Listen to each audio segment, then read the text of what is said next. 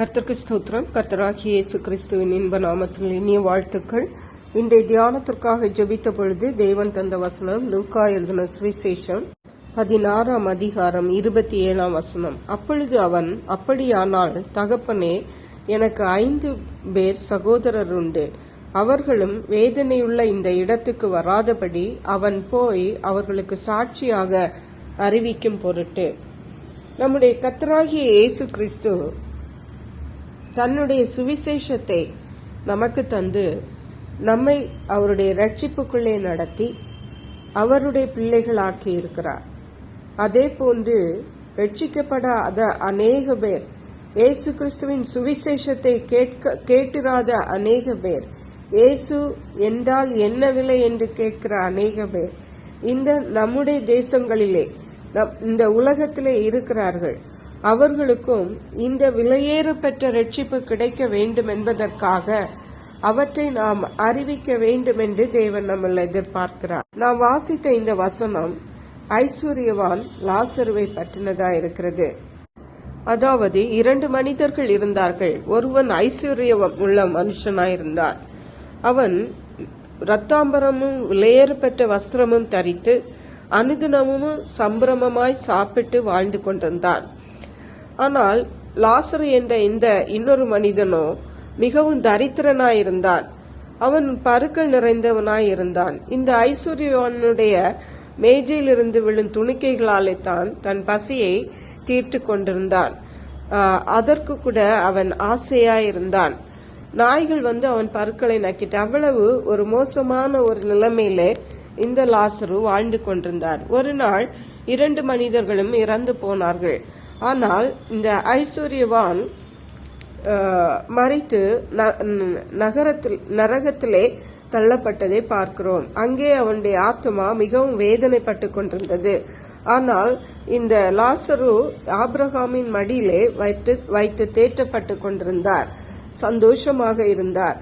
இதை பார்த்த அந்த ஐஸ்வர்யவான் நரகத்திலிருந்து, தகப்பனே, எனக்கு என்னுடைய தாகத்தை தீர்த்து கொள்வதற்கு எனக்கு இறங்கி லாசரு தன் விரலின் நுனியை தண்ணீரில் தோய்த்து என் நாவை குளிர பண்ணும்படி அவனை அனுப்ப வேண்டும் என்று கூறினார். இந்த அக்கினி ஜுவாலை மிகவும் கொடிதா இருக்கிறது என்று சொன்னான். ஆனால் அங்கே 2 இடத்துக்கும் போகக்கூடாதபடிக்கு பெரும் பிளவு இருந்தது என்று ஆபிரகாம் சொன்னார். மட்டுமல்ல, ஆபிரகாமிடத்தில் எனக்கு 5 சகோதரர்கள் உண்டு. அப்படியானால் லாசருவை அவர்களிடத்தில் அனுப்பி அவர்களாவது இந்த வேதனையான இடத்துக்கு வராதபடி அவர்களை மனம் திரும்ப வைக்க வேண்டும் என்று சொன்னார். அப்பொழுது ஆபிரகாம், அவர்களுக்கு மோசே மற்றும் தீர்க்கதரிசிகளும் உண்டு, அங்கே அவர்களுக்கு செவி கொடுக்கட்டும்.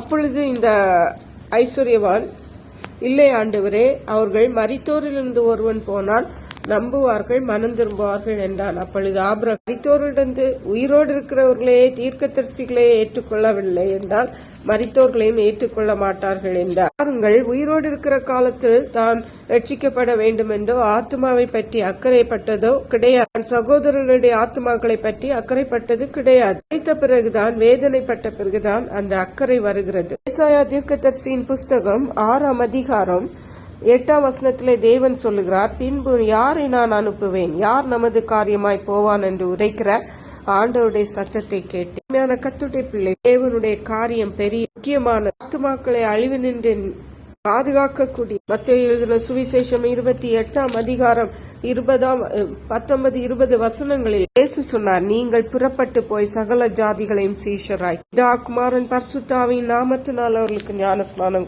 உபதேசங்களை கைக்கொள்ள பண்ணுங்கள் என்று. இன்றைக்கு மௌனமா இருக்க, பெற்ற ரட்சிப்பின் சந்தோஷம் மற்றவர்களும் பெற்றுக்கொள்ளும்படி அவர்களுக்கு நாம் அறிவிக்க வேண்டும். கேட்ட கிருபைகளை தேவன் நமக்கு தந்தருளுவாராக. ஜெபி. எங்களை கிருபையா நேசித்து பாதுகாத்து வழி நடத்துற அன்பின் தகப்பனே, ஆசீர்வதிக்கப்பட்ட இந்த நல்ல நாளுக்காக நன்றி. இந்த நாளிலும் தேவன் எங்களை ரட்சித்ததற்காக மக்கள் அநேகருக்கு இந்த ரட்சிப்பை சுவிசேஷமாய் சொல்ல அவர்களை உடைய ராஜ்யத்துக்கு உட்படுத்த கர்த்தர் எங்களுக்கு உதவி செய்கிறார். நன்றி பரிசுத்த ஆவியானவரே, துதிகன மகிமை மக்கை செலுத்துகிறோம். இயேசு கிறிஸ்துவின் இன்ப நாமத்தில் ஜெபிக்கிறோம் அன்புள்ள பரமபிதாவே.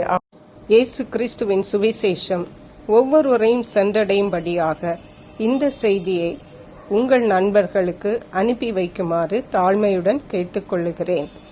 கர்த்தர் தாமே உங்கள் அனைவரையும் அபரிதமாய் ஆசீர்வதிப்பாராக.